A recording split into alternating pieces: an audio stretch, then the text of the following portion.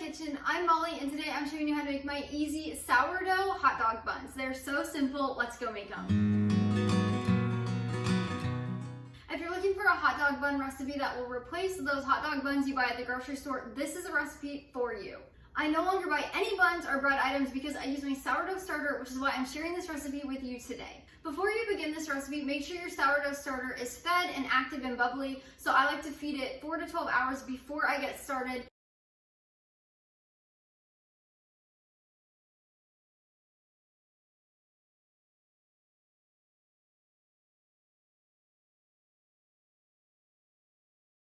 That way I can make sure it's active and ready to go, and it will rise my baked goods. If you have any questions or need help about this, I'll link a video up here somewhere. You can go watch that. I also have 3 free sourdough guides down in the description below. Just put in your name and email and it'll get sent right to your inbox. I also have a few blog posts I'll link down below to help you feed your sourdough starter. Just make sure you check those out if you have any questions. Let's start by grabbing a medium-sized or a large-sized mixing bowl. And then I like to use a bread whisk. You can also just use a spoon.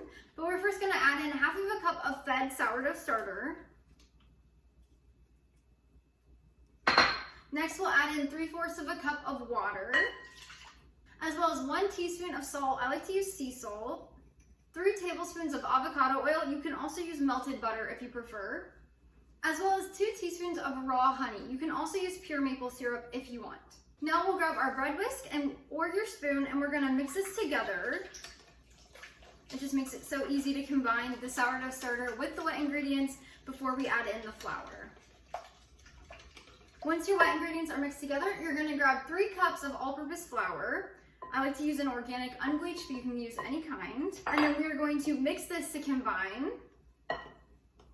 And then when it looks shaggy, just like this, your dough consistency is gonna depend on your hydration of your sourdough starter. My starter is hydrated to a 50%, so it's more like a very thick pancake batter, which means that my dough is less hydrated than somebody with a really runny starter. So if you have a really runny batter right now, no worries, just add a little bit of flour to help thicken it up. Now, if your batter is just like mine, where it's shaggy right now, I'm gonna take off my ring quick, and then you're gonna use your hands and we're gonna combine this together. We don't want to add too much liquid to our dough, but if your dough is not coming together when you're trying to combine it with your hands, you'll just grab a little bit of water, so put about a tablespoon or 2 extra in here, and that will help you combine your dough. Once your dough is combined, just like this, we're going to turn it out onto the counter. You can add a little bit of flour onto your countertop if necessary, but right now I don't think we're going to need any.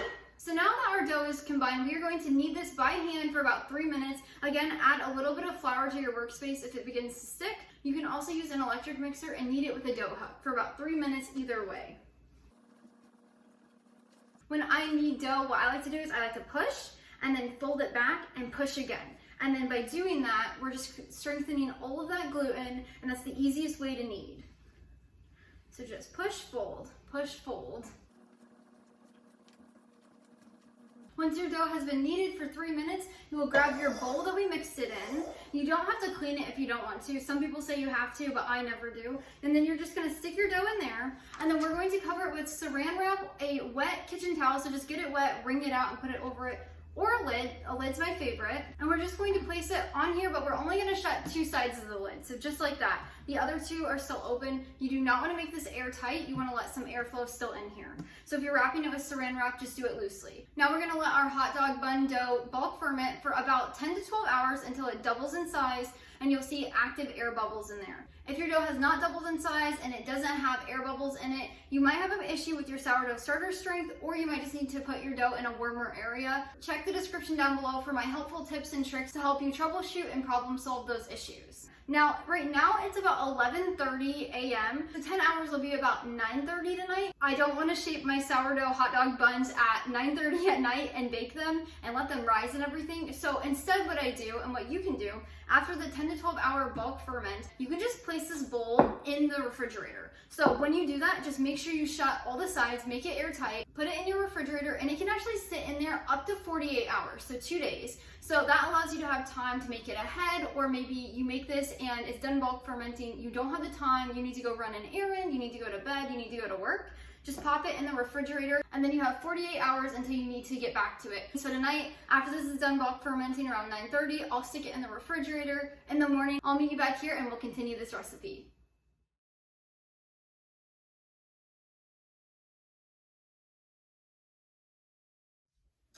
Alright, now that our dough has bulk fermented overnight, I put it in the refrigerator after it doubled in size around 9:30 p.m. So it was a 10-hour bulk ferment, and then I put it in the fridge for about 12 hours until this morning when I was ready to continue this recipe. To continue this recipe, we're going to line a sheet pan with parchment paper, and then we are going to turn our dough out onto the counter.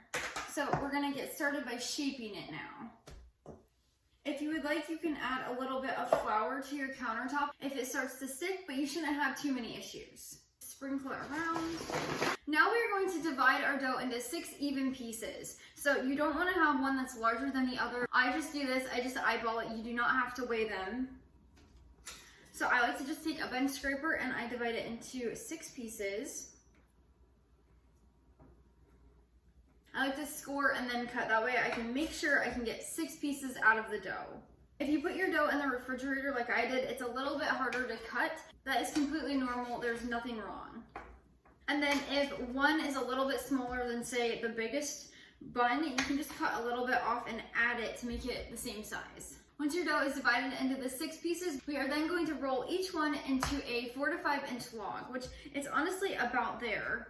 But you're just gonna grab one and we're gonna roll it with our hands. Again, you don't have to be perfect or exact, just kind of eyeball it.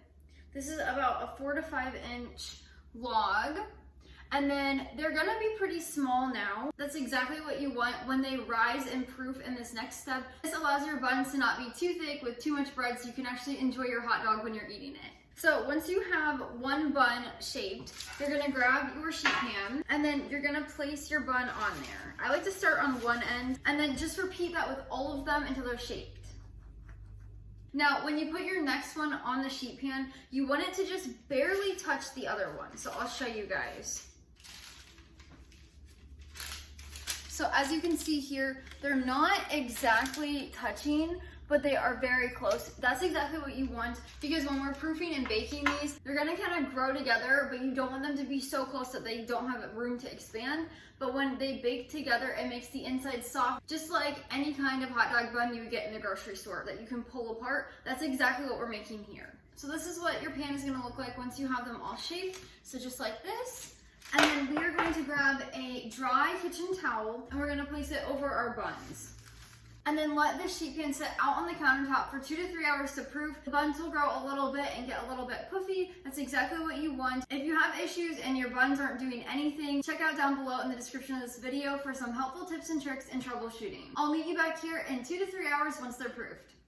Once your hot dog buns have proofed for 2 to 3 hours, they're gonna look just like this. They're gonna be a little bit puffy. You're gonna see them they have risen a little bit. The spaces in between each one are filled together. That's exactly what you're looking for. Now you're gonna preheat the oven to 375 degrees Fahrenheit, and we're gonna bake these for 22 to 25 minutes until they're golden brown and completely baked all the way through. When your buns are done baking, they will look just like this. So they're gonna be a little bit golden brown, and then you're going to put them on a wire rack off of the pan. So I like to just slide my parchment paper off, just like that. And then you're just gonna let your buns cool on this wire rack until they're completely cooled down, and then you can put them in an airtight container and store them for up to 5 days at room temperature. You can also put them in your freezer up to 6 months, so you just wanna make sure you wrap them good and put them in a freezer safe baggie or container, but they'll last a long time, and then when you're ready to thaw them out, set them on the counter or in your fridge overnight, and they're ready to go. I'll leave this recipe linked down in the description below. You can head over to the blog and print or save this recipe anytime. Don't forget to hit that subscribe button, and we'll see you next time. Bring life into your home through the kitchen.